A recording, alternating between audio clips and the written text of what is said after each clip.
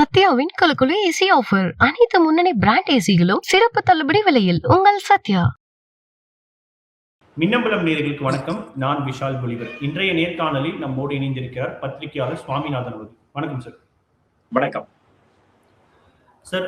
சமீபத்தில் முதலமைச்சர் மு.க.ஸ்டாலின் அவர்கள் இந்தியா டுடேவினுடைய கான்க்ளேவ்ல பேசும்பொழுது கூட்டணி ஆட்சின்றது தமிழ்நாட்டுக்கு ஒத்து வராது, அது காங்கிரஸுக்கும் தெரியும் அப்படின்றத பதிவு பண்ணியிருந்தாரு.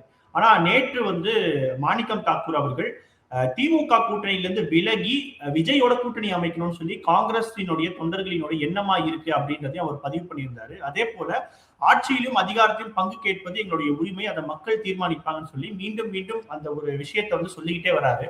சோ காங்கிரஸுக்கும் தெரியும்னு சொல்லி முதலமைச்சர் சொன்னதுக்கு பிறகும் காங்கிரஸ்ல இருந்து இப்படி ஒரு பதில் வரதை எப்படி நம்ம புரிஞ்சுக்கிறது? காங்கிரஸ் என்ன செய்தியை சொல்ல வராங்க? நிச்சயமா திமுக காங்கிரஸ் கூட்டணிக்குள்ள இருக்கக்கூடிய அந்த மனத்தாங்கல் அப்படிங்கிறது ஒரு அடுத்த பரிணாமத்திற்குள்ள போயிருச்சு. அதாவது ஒரு செட்டில் ஆகக்கூடிய தன்மையில இருந்து கொஞ்சம் ஒரு சிக்கலான சூழலுக்குள்ள போயிருக்கு அப்படிங்கறதா மிக முக்கியமான செய்தி. நீங்க அதனுடைய அடுத்த கட்டம் என்னன்னா, இன்றைக்கு தமிழகத்தின் பல மாவட்டங்கள்ல இருந்து மல்லிகார்ஜுன கார்கே அவர்களுக்கு ஒரு கடிதம் அனுப்பிட்டு இருக்காங்க. அந்த கடிதத்துல பாத்தீங்கன்னா, ஆட்சியில் பங்கு அதிகாரத்தில் பங்கு என்பது எங்களுடைய கோரிக்கை, அந்த கோரிக்கையை நிச்சயமா நிறைவேற்றணும். அது மட்டும் இல்லாம மிக மிக முக்கியமா உள்ளாட்சி அமைப்புகள்ல எங்களுக்கு கணிசமான இடஒதுக்கீடை உறுதி செய்யணும் அப்படின்னா கடிதங்கள்லாம் இன்னைக்கு அனுப்பிட்டு இருக்கக்கூடிய காட்சிகளை பார்க்க முடியுது. எல்லாத்துக்கும் அடிப்படை என்னன்னா, முதல்ல 1967க்கு பின்பு தமிழ்நாட்டுல காங்கிரஸ் கட்சி ஆட்சி அதிகாரத்துல எதுலையுமே இல்லை. பட் திமுகவோட கூட்டணி அப்படிங்கிறது காங்கிரஸுக்கு ஒரு வெற்றிக்கான சூத்திரம் தான். நீங்க கடந்த 15 ஆண்டு கால 20 ஆண்டு கால வரலாறு, நீண்ட நெடிய வரலாறு எடுத்து பாத்தீங்கன்னா, எப்பொழுதெல்லாம் திமுக கூட்டணியில காங்கிரஸ் கட்சிக்கு கூடுதல் சீட்டு கொடுத்துருக்காங்களோ அப்பெல்லாம் திமுக தோல்வி முகம் அடைந்திருக்கு. இங்க 2011ல 63 சீட்டு கொடுத்தாங்க. 63 இடங்கள் வாங்கிக்கிட்டு 63 நாயன்மார்களாக களத்தில் இறங்கி பஞ்சபாண்டவர்கள் 5 பேர் தான் ஜெயிச்சாங்கன்னு காங்கிரஸ் கட்சிக்குள்ள இருந்தே உள்ளு விமர்சனம் வந்தது. நீங்க 2016ல 41 இடங்கள் வாங்கிட்டாங்க. அப்பவும் திமுகவுக்கு அது ஒரு இறங்கு முகமாகத்தான் இருந்தது. இங்க 2021ல திமுக வெறும் 25 இடங்கள்ல காங்கிரஸை சுருக்கினதுனாலதான் ஒரு மார்ஜின்ல நல்ல மார்ஜின்லயே அவர்களால் வெற்றி பெற முடிந்தது. சோ திமுகவுடைய நிலைப்பாடு இதுதான். நமக்கு வெற்றி பெறணும்னா அதற்கு மிக மிக முக்கியமா காங்கிரஸ் கட்சிக்கு கூடுதல் சீட்டுகளை கொடுத்தா அது ஒரு பின்னடைவை ஏற்படுத்துது அப்படிங்கிறதா திமுகவுடைய நிலைப்பாடு. அது ஒன்று. இன்னொன்று மிக மிக முக்கியமா காங்கிரஸ் என்ன நினைக்கிறாங்கன்னா, நமக்கு ரொம்ப மரியாதை இருக்கணும், நிறைய பொறுப்புகள் நமக்கு பகிர்ந்தளிக்கப்படணும். நீங்க தமிழ்நாட்டுல இருக்கக்கூடிய மாநகராட்சியில பாத்தீங்கன்னா ஒரே ஒரு மாநகராட்சி காங்கிரஸ் கட்சி கொடுத்தாங்க. அப்ப அவங்க என்ன நினைக்கிறாங்கன்னா, உள்ளாட்சி அமைப்புகள்ல நிறைய பிரதிநிதிகளை உருவாக்கணும். அப்ப விஜய் போன்ற ஒரு புதிய போர்ஸ் வர்றப்ப அந்த வாய்ப்பை பயன்படுத்தி நம்ம நிறைய உள்ளாட்சி மன்ற பிரதிநிதிகளை உருவாக்கலாம் அப்படின்னு நினைக்கிறாங்க.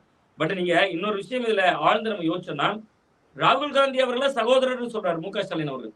இதே மாதிரி மு.க.ஸ்டாலின் அவர்கள் ராகுல் காந்தி சகோதரர்னு சொல்றதை போல ராகுல் காந்தின்னு சொல்றாரு என்னுடைய மூத்த சகோதரர் அப்படிங்கிறாரு.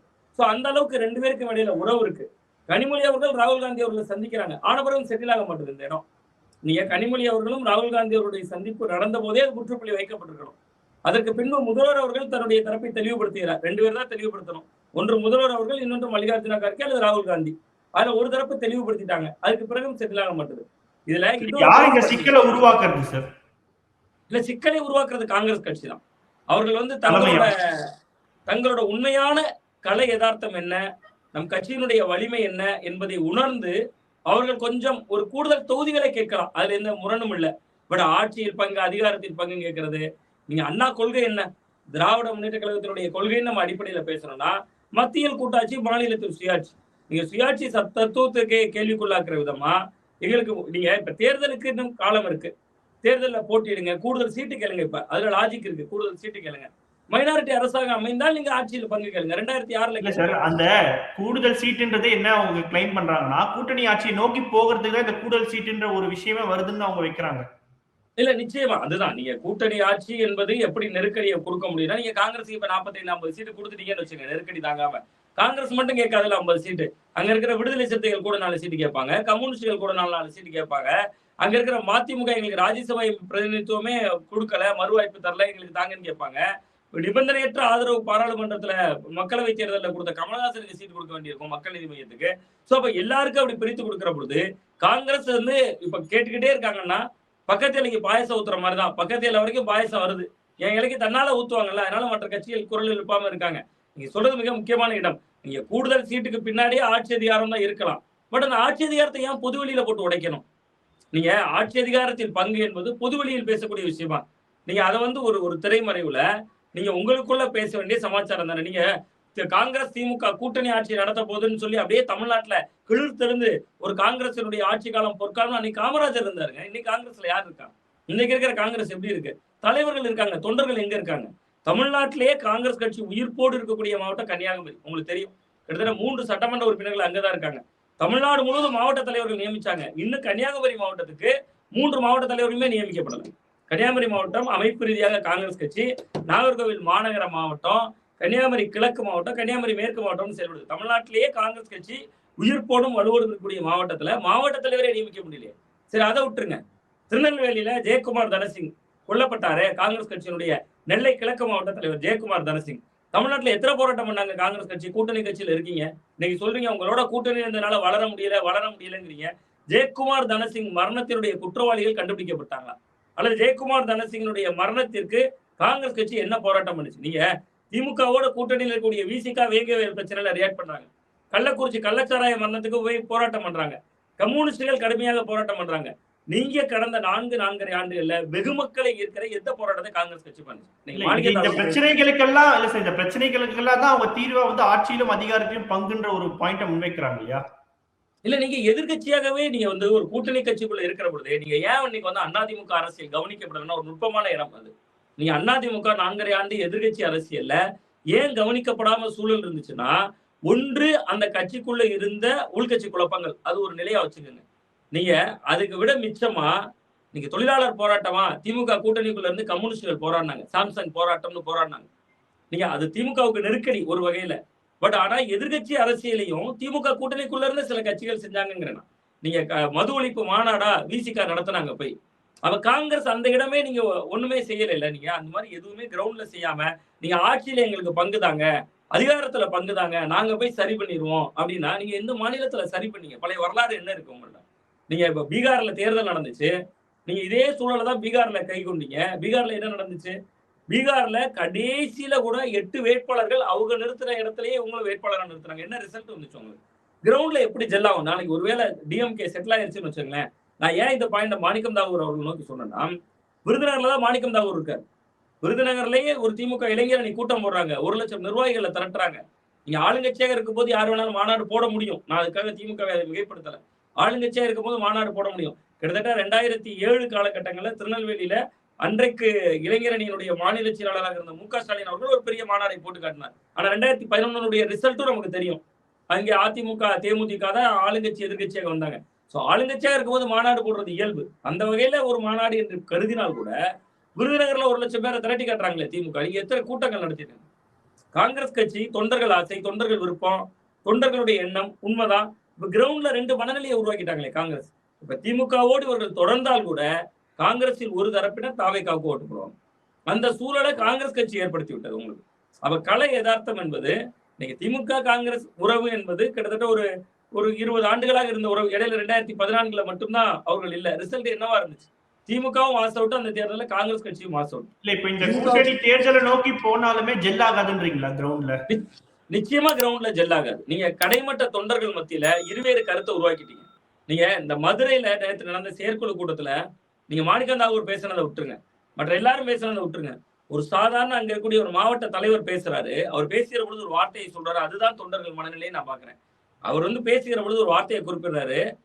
எங்க வீட்டு பக்கமா ஒரு 200 இளைஞர்கள் வந்தாங்க, நீங்க எப்படியாவது தாவேக்காவோட வந்துருங்க, நான் உங்களை ஊராட்சி மன்ற தலைவரா ஜெயிக்க வைக்கிறோங்கிறாங்க. நம்ம எந்த தேர்தலை சந்திக்க போறோம்? தமிழ்நாட்டினுடைய சட்டமன்ற தேர்தலை சந்திக்க போறோம். யாரு முதல்வர் என்கிற இடத்தை நோக்கி நம்ம தீர்மானிக்கக்கூடிய தேர்தலை சந்திக்க போறோம். அது எங்க தொடர்புபடுத்தி முடிக்கப்படுதுன்னா ஒரு சாதாரண பஞ்சாயத்து தலைவர் தேர்தலோட தொடர்புபடுத்தப்படுது. கிட்டத்தட்ட 12,400க்கும் அதிகமான கிராம ஊராட்சிகள் நமக்கு இருக்கு. நம்ம காங்கிரஸ் கட்சியில இருக்கிறவங்க இப்ப என்ன நினைக்கிறாங்கன்னா, நம்ம ஆட்கள் பஞ்சாயத்து தலைவரா வரணும், நம்ம யூனியன் கவுன்சிலரா வரணும், நம்ம ஒன்றிய கவுன்சிலரா வரணும், நம்ம வந்து ஒரு பெருந்தலைவரா வரணும், யூனியன் சேர்மனா வரணும். அப்ப அதுக்கு தாவேக்கா போதும். டிஎம்கே விட தாவேக்கா என்பது கிரவுண்ட்ல வேலை செய்ய இளைஞர்கள் கிடைப்பாங்க, காங்கிரஸுக்கு ஒரு சீனியர்ஸ் இருப்பாங்க அந்த ஊர்ல. சோ அப்ப இரண்டும் சேரும்போது ஜெல் ஆகும்னு கீழே கிரவுண்ட்ல நீங்க ஒரு மெசேஜை பாஸ் பண்ணிட்டீங்க. அப்ப நீங்க நாளைக்கே இன்னைக்கு பாருங்களேன், மதுரை வடக்கு வேணுங்கிறாங்க, தளபதி அவர்களுடைய தொகுதி வேணுங்கிறாங்க. நாளைக்கு தளபதியே அங்க மீண்டும் வாய்ப்பு அளிக்கப்படுதுன்னா காங்கிரஸ்கார போய் வேலை செய்வாரா? அல்லது காங்கிரஸுக்கு ஒதுக்கப்பட்டா திமுக காரங்க அந்த தொகுதியில வேலை செய்வாங்களா? நீங்க ஒரு எதிர்கட்சி அரசியலை சொந்த கூட்டணி கட்சிகளுக்குள்ளேயே காங்கிரஸ் விதைத்து விட்டாங்க. இதுல வந்து திமுகவுடைய தவறும் இருக்கு. நான் திமுகவுடைய தவறு என்ன சொல்றேன்னா, பாண்டிச்சேரியில அண்மையில உங்களுக்கு நினைவுல இருக்கலாம் 3ஆம் தேதி திமுக கூட்டணி கட்சிகளுடைய கூட்டம்னு கூட்டினாங்க. ஜெகத் ரட்சகன் எம்பி கூட்டினாரு. மாநில செயலாளர் சிவாலா அதுல கலந்துக்கிட்டாங்க. அந்த கூட்டத்துல காங்கிரஸ் கட்சிக்கு அழைப்பே இல்லை. இங்க அமித்ஷா வர்றாருல, பாண்டிச்சேரி மாநிலத்துக்கு அமித்ஷா வந்திருந்தாரு, காரைக்கால்ல பேசுறாரு. அவர் திமுகவை விமர்சிச்சார், காங்கிரஸ் கட்சியில விமர்சிச்சார். 2024 பாராளுமன்ற தேர்தல்ல காங்கிரஸ் கட்சியில அங்க 1.5 லட்சம் ஓட்டு லீடிங் எடுத்து ஜெயிக்கிறாங்க. அப்ப நீங்க அந்த கட்சியை உதாசீனப்படுத்துறீங்க பாண்டிச்சேரியில. அப்ப இதெல்லாம் பொருத்தி பார்க்க வேண்டியிருக்கு. நீங்க அங்க வந்து கடந்த 2021 சட்டமன்ற தேர்தல்ல திமுக 6 சீட்டு ஜெயிக்கிறாங்க, காங்கிரஸ் 2 சீட்டு தான் ஜெயிக்கிறாங்க. சோ அப்ப அங்க திமுக நினைக்குது அங்க காங்கிரஸ் ஒண்ணும் இல்ல. காங்கிரஸ் வந்து நீங்க அதுல ரொம்ப நுட்பமான ஒரு இடம் குறிப்பிட விரும்புறேன். கிட்டத்தட்ட அங்க 30 சட்டமன்ற தொகுதிகள்ல பாண்டிச்சேரி காரைக்கால் சேர்த்து காங்கிரஸ் ஜெயிச்சது ஒரே ஒரு தொகுதி தான். பாகியிலேயே இங்கேதான் ஒரு இடம் ஜெயிச்சாங்க. மொத்தம் 2 சீட்டு தான் ஜெயிச்சாங்க. திமுக 6 இடம் ஜெயிச்சிருக்காங்க. சோ அப்ப அதையெல்லாம் வைத்து பொருத்தி பார்த்து ஜெகத் ரட்சகன் அவர்கள் அந்த கூட்டத்துல விசிகா கலந்துருக்காங்க, 2 கம்யூனிஸ்டுகள் கலந்துருக்காங்க. சோ அப்ப காங்கிரஸுக்கு இயல்பிலேயே இந்த கட்சியை வளர்க்கணும், கட்சியை வலுப்படுத்தணும், நம்ம போதும் 2029 அவர்களுக்கு முக்கிய அணி.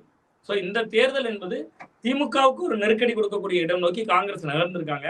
பட் இது வந்து ஒரு இந்த உறவு சிக்கல் வந்து நிச்சயமா திமுகவுக்கு பலன் கொடுக்குதோ இல்லையோ காங்கிரஸுக்கு பலன் கொடுக்காது. நீங்க திமுகவுக்கு நிறைய சவால் இருக்கும். நீங்க காங்கிரஸ் வெளியேறி விட்டாலோ அல்லது கூட்டணிக்குள்ளேயே தொடர்ந்தாலோ இனிமேல் வந்து விஜய் என்கிற சக்தியை தவிர்க்க முடியாது. ஆனா காங்கிரஸுக்கு அந்த பக்கம் நகர்ந்தாலும் இந்த பக்கம் நகர்ந்தாலும் நீங்க எந்த பக்கம் இருந்தாலும் காங்கிரஸ்ல இரு குழுக்கள் உருவாயிருச்சு. ஒரு குழு திமுக பக்கம் நெருக்கமா இருப்பாங்க, ஒரு குழு தாவேகாவை நோக்கி நகர்வாங்க அப்படிங்கறதான். இல்ல சார், இப்போ மாணிக்கம் தாக்கூர் அவர்கள் ஒரு ட்வீட்ல என்ன போட்டிருந்தாருன்னா, திமுக வந்து கடந்த முறை வந்து 173 தொகுதிகளை நின்று 133 தான் வந்து ஜெயிச்சிங்க, அந்த தோட்ட தொகுதிகள் எங்களுக்கு கொடுங்க அப்படின்றத ஒரு பாயிண்டா முன்வைக்கிறார். இது எந்த அளவுக்கு சரியா இருக்கும்? இல்ல இது எப்படி ஏற்புடைய செயலா இருக்கும்? நீங்க பாருங்களேன், 173ல நீங்க இவ்வளவுதான் ஜெயிச்சீங்கன்னா போட்டிட்டு எல்லா தொகுதியிலும் எல்லாரும் ஜெயிச்சிட முடியுமா? அகில இந்திய அளவுல காங்கிரஸ் ஒரு குறிப்பிட்ட எண்ணிக்கையில போட்டிடுறாங்க. நீங்க என்னங்க 100 சீட்டு தானங்க ஜெயிச்சிருக்கீங்க, அந்த 100ல மட்டும் திருப்பி நில்லுங்க, மீது எல்லா தொகுதியும் எங்களுக்கு தந்துருங்கன்னு அங்க கூட்டணி கட்சிகள் கேட்டுற முடியுமா? நீங்க ஒரு பீகார்ல உங்களுக்கான களமே இல்லாத சூழல்ல கூட அங்க இவ்வளவு ராஷ்டிரிய ஜனதா தளம் அங்க அவருடைய தொகுதிகளை எல்லாம் நீங்க பறித்து கொண்டீர்கள். ரிசல்ட் என்னவா இருந்துச்சு? ரிசல்ட்ட பாருங்க, நீங்க நிக்கிற எண்ணிக்கையை பாக்குறது இல்ல. ஆனா தமிழ்நாட்டுல திமுகவுக்கு கெயின் ஆகுது இல்ல சார், சிறுபான்மை மக்களுடைய ஓட்டு வந்து ஒரு பெரிய ஓட் பேங்கா இருக்குது, அப்படியே டிரான்ஸ்பர் ஆகுது இல்ல திமுகவுக்கு. ஆமா, காங்கிரஸ் இல்லாத திமுகவாலும் ஜெயிக்க முடியாது. நான் அதை தான் மீண்டும் மீண்டும் சொல்றேன், காங்கிரஸ் இல்லாத திமுகவாலும் ஜெயிக்க முடியாது. பட் தனியா போற காங்கிரஸ் என்ன சாதிக்க போகும்னு கேக்குறேன். நீங்க கூடுதல் சீட்டு வாங்குறீங்க, வரலாறு பேசணும்ல உங்கள்ட்ட. காங்கிரஸுக்கு எலெக்ஷனுக்கு எதுவும் இல்ல சார், காங்கிரஸுக்கு எம்எல்ஏ சீட் மட்டும் தான் இருக்கு, ஆனா திமுக ஆட்சி அதிகாரம் இருக்குல்ல. ஆமா, அதுக்காக உங்களுக்கு நீங்க ஒரு சித்தாந்தம்னு ஒண்ணு இருக்குல்ல, மத்தியில் கூட்டாட்சி மாநிலத்தில் சுயாட்சி. இவர்கள் கேட்கறது 70 சீட்டு லிஸ்ட் வச்சிருக்காங்க. நெருக்கமான காங்கிரஸ் நண்பர்கள்ட்ட கேட்டா 70 சீட்டை நாங்க தேர்ந்தெடுத்திருக்கோங்கிறாங்க. அந்த 70 சீட்டு எப்படி தேர்ந்தெடுத்திருக்காங்கன்னா, மாவட்ட செயலாளர்கள் இல்லாத தொகுதி, அமைச்சர்கள் இல்லாத தொகுதி, அப்படி ஒரு 70 தொகுதிகள் எடுத்திருக்காங்க. இந்த 70 எடுத்துக்கொண்டு அதுல ஒரு 40யாவது பெற்றுவிடணும் அப்படிங்கறத இவர்களுடைய அதிகபட்ச ஆசையாக இருக்கு. பட் இதை இவ்வளவு எண்ணிக்கையில கொடுக்கறப்ப, நீங்க மற்ற கூட்டணி கட்சிகள் விஜய் போன்ற புதியவரை வந்திருக்கிறப்ப காங்கிரஸால எந்த அளவுக்கு களத்துல வேகம் காட்ட முடியும்? நீங்க பழைய வரலாறுகள் எடுத்து பார்ப்போம். கிட்டத்தட்ட 2014 தனித்து நிக்கிறாங்க. அது வந்து பாராளுமன்ற தேர்தல், அவர்களுக்கான தேர்தல். அந்த தனித்து நிக்கிற தேர்தல 4% ஓட்டு எடுக்கிறாங்க. இப்ப நீங்க காங்கிரஸுக்கு கூடுதல் சீட்டு கேட்கலாம், தப்பே இல்லை. 25 கொடுத்தீங்க. போன தடவை அழுதுட்டே வந்தாரு கே.எஸ். அழகிரி வெளியே வருகிறப்ப. கடந்த முறை கூட்டணி பேச்சுவார்த்தை முடிகிற பொழுது அழுது கொண்டே வந்தார். அந்த 25க்கு பத்தாதுங்க, 30 தாங்க, இதெல்லாம் திரைமறைவுல பேசுங்க. ஏன் பொது வெளியில இவ்வளவு விவாதமாக்கி இவ்வளவு விமர்சனத்துக்குள்ளாக்கி காங்கிரஸ் தொண்டர்கள் மத்தியிலே இன்னைக்கு இவர்கள் திமுகவோடு தொடர்ந்தாலும் கூட காங்கிரஸ்ல ஒரு தரப்பு கீழே இருக்கிற கிரவுண்ட் லெவல் தொண்டர்கள் கிட்ட இவங்க வந்து தாவேகா மேல இவர்களே ஒரு நல்ல அபிப்பிராயத்தை உருவாக்கிட்டாங்க. நீங்க பிரவீன் சக்கரவர்த்தி பாருங்களேன், தாவேகாவுக்கு 18% இருக்குங்கிற, தாவேகாவுக்கு 18% இருக்கு. அப்ப தொண்டன்ட்டு அது என்ன தேரும்? நீ ஏன் திமுகவோட இருக்க? நீ ஏன் இப்ப இன்னும் திமுகவோட இருக்க? அவன் தான் 18% இருக்குங்கிறிய, நம்மளுக்கு 15% இருக்குன்னு பிரவீன் சக்கரவர்த்தியை சொல்றீங்களே. அப்ப ரெண்டையும் கூட்டினாலே 30% தாண்டுது. இந்த கிரவுண்ட்ல இது ஜெல்லாகும்ல, கிரவுண்ட்ல இப்படி தொண்டர்கள் மத்தியில பேச்சு வரும்ல. நாளைக்கு நீங்க திமுக பக்கம் நின்னீங்கன்னா அல்லது தாவேகா பக்கம் இருந்தீங்கன்னா அங்க இருந்திருக்கலாமே இங்க இருந்திருக்கலாமே தொண்டர்கள் மத்தியில குழப்பத்தை உருவாக்கிட்டீங்கல்ல. நீங்க காங்கிரஸுக்கு என்பது தலைவர்கள் நிறைந்த கட்சி, தொண்டர்கள் அங்க பொதுவாகவே குறைவுதான். அந்த குறைவாக இருக்கக்கூடிய தொண்டர்கள் மத்தியில இன்னைக்கு ஒரு பெருங்குழப்பத்தை ஏற்படுத்தினாங்க. நீங்க கேட்டது ஒரு மிக முக்கியமான ஒரு இடம் கேட்டீங்க. வர்ற தேர்தல் திமுகவுக்கு முக்கியமான தேர்தல் அப்படின்னு. திமுகவுக்கு எந்த அளவு முக்கியமோ அதே அளவு காங்கிரஸுக்கும் இந்த தேர்தல் முக்கியம். ஏன்னு சொல்லுறேன், பாஜக இந்த தேர்தல்ல மேஜர் பிளே பண்றாங்க. இதுவரைக்கும் இல்லாத அளவிற்கு 2021 வெறும் 20 சீட்டு தான் எடப்பாடி பழனிசாமி அவர்கள் பாஜகவுக்கு கொடுத்தார். நீங்க 2026 சட்டமன்ற தேர்தல்ல பாஜக மேஜர் ரோல் பண்றாங்க. அவங்கதான் பிளவுபட்ட அதிமுக அமமுகவை கொண்டு வந்து கூட்டணிக்குள்ள இணைக்கிறாங்க. இன்னைக்கும் தேமுதிக போன்ற கட்சிகள்ல பேச்சுவார்த்தை நடத்துறது பாஜக தான் நடத்துறாங்க. பாஜக கூடுதல் தொகுதிகளில் போட்டியிட விரும்புறாங்க. என்டிஏ கூட்டணி ஆட்சின்னு சொல்றாங்க. 1967க்கு முன்பு வரை காங்கிரஸ் ஆளுங்கட்சியாக இருந்த ஒரு மாநிலம் இது. அப்ப காங்கிரஸுக்கு பாஜகவோட நாங்க வலுவா இருக்கோம் காட்ட வேண்டிய தேவையும் இருக்குல்ல. ஆனா காங்கிரஸ் இதை இன்னொரு கோணத்துல எடுத்துக்கிறாங்க. பாஜக 2 தடவை தனிச்சு நின்றுருக்காங்க தமிழ்நாட்டுல. தங்களோட பலத்தை காட்ட கலகங்கள் இல்லாத தமிழகம், கவலைகள் இல்லாத தமிழர்கள் 2014 2 சீட்டா கன்வெர்ட் ஆகுது. கன்னியாகுமரியில பொன் ராதாகிருஷ்ணன் ஜெயிக்கிறாரு, தருமபுரியில அன்புமணி ஜெயிக்கிறாரு. 2024 தனிச்சு நிக்கிறாங்க. தனித்துனா ஒரு கூட்டணி அமைத்துக் கொண்டு திமுக அதிமுக இல்லாம சொல்றேன். 11% ஓட்டை காட்டுறாங்க. ஒரு அணியாக 18% ஓட்டை காட்டுறாங்க. காங்கிரஸ் அப்படி தரவுகளே இல்லையே. அந்த தனித்து நின்ற 4% தாண்டி வேற தரவுகளே இல்லையே. அப்ப காங்கிரஸ் அதையும் நினைக்கலாம். பாஜகவே 2 தடவை அட்டம் எடுத்திருக்காங்க, நம்மளும் ஒரு அட்டம் எடுத்து பார்ப்போமே, விஜய் கூட சேர்ந்து பார்க்கலாமே, அப்படி ராகுல் காந்தி அவர்களுக்கு சிலர் சொல்லியும் கொடுத்துருக்கலாம். ஸோ எது எப்படியா இருந்தாலும் இந்த கூட்டணியினுடைய உறவினுடைய சிக்கல் என்பது கிரவுண்ட்ல 2 பேருக்குமே ஒரு நெருக்கடியை தரும். ஆனா 2 பேருக்கும் ஒரு பிளஸ் இருக்கு. இங்க அவர் காங்கிரஸ் திமுகவோட தொடர்ந்தால் சிறுபான்மையினர் ஓட்டுகள் பெரிய சேதம் ஆகாது. அந்த சிறுபான்மையினர் ஓட்டு தான் நீ காங்கிரஸ் ஓட்டு. நீ காங்கிரஸுக்கு கன்னியாகுமரி போன்ற மாவட்டங்கள் வலுவாக இருந்தாலும் அங்கேயும் சிறுபான்மையினர் ஓட்டு தான். நீங்க அதை தாண்டி கொஞ்சம் உணர்வுள்ளவர்கள், பிடிப்புள்ளவர்கள் இருப்பாங்களே ஒழிய பெரும்பான்மை ஓட்டுகள் சிறுபான்மையினர் ஓட்டு தான். திமுக காங்கிரஸ் உறவு சிக்கல் ஏற்பட்டுச்சுன்னா திமுகவுக்கு சிறுபான்மையினர் ஓட்டுகளை எடுப்பதில் தயக்கம், அதாவது ஒரு வாக்களிப்பதில் தயக்கம் ஏற்படும், குழப்பம் ஏற்படும். அந்த சிறுபான்மையினர் காங்கிரஸ் ஆதரிக்கிறதா திமுக ஆதரிக்கிறதா. விஜய்க்கு இயல்பாகவே சிறுபான்மையினர் மத்தியில ஓரளவு செல்வாக்கு இருக்கிறதையும் பார்க்க முடியுது. ஸோ அது திமுகவுக்கு நெருக்கடியாகத்தான் முடியும் காங்கிரஸ் எடுக்கிற முடிவை பொறுத்து. ஓகே, இறுதியா ஒரு கேள்வி என்னன்னா, இப்போ இந்த காங்கிரஸ் தரப்புல இப்ப கூட்டணிக்கு ஆட்சியில் அதிகாரத்தில் பங்கு இல்லைன்னு சொல்லி திமுக சொல்லிட்டாங்க. இப்போ காங்கிரசினுடைய இறுதி முடிவாக என்னவா இருக்கும்? அதே போல காங்கிரஸ்ல இருந்து வரக்கூடிய இந்த தொடர்ச்சியான குரல், இதன் மூலமாக திமுக என்ன மாதிரியான முடிவு எடுக்கிறதுக்கான வாய்ப்புகள் இருக்கு? இல்ல, திமுக ரொம்ப தீவிரமாக தங்களுடைய நிலைப்பாட்டில் தெளிவாகத்தான் இருக்கிறார்கள். அது நமக்கு பார்க்கிற பொழுதே தெரியுது. அவர்கள் இறங்கி வருவது போன்று திமுகவினுடைய சமீட்சைகள் எதுவும் இல்லை. முதல்வர் உறுதிபட தெரிவித்திருக்கிறார் அந்த விஷயத்துல. கூட்டணி ஆட்சி இல்லை அப்படிங்கிறத, ஆட்சி அதிகாரத்தில் பங்கு இல்லை என்பதை முதல்வர் தெளிவுபடுத்தியிருக்கிறார். இன்னொன்று, காங்கிரஸ் எங்கிட்ட நேத்தோர பேச்சுவார்த்தை நடத்தல, 70 நாட்களாக காத்திருக்கோம் அப்படின்னா கிரீஷ் சோடங்கர் உள்ளிட்டவர்கள் பேசிய போதும் கூட 22ஆம் தேதி குழு அமைத்திருக்காங்க.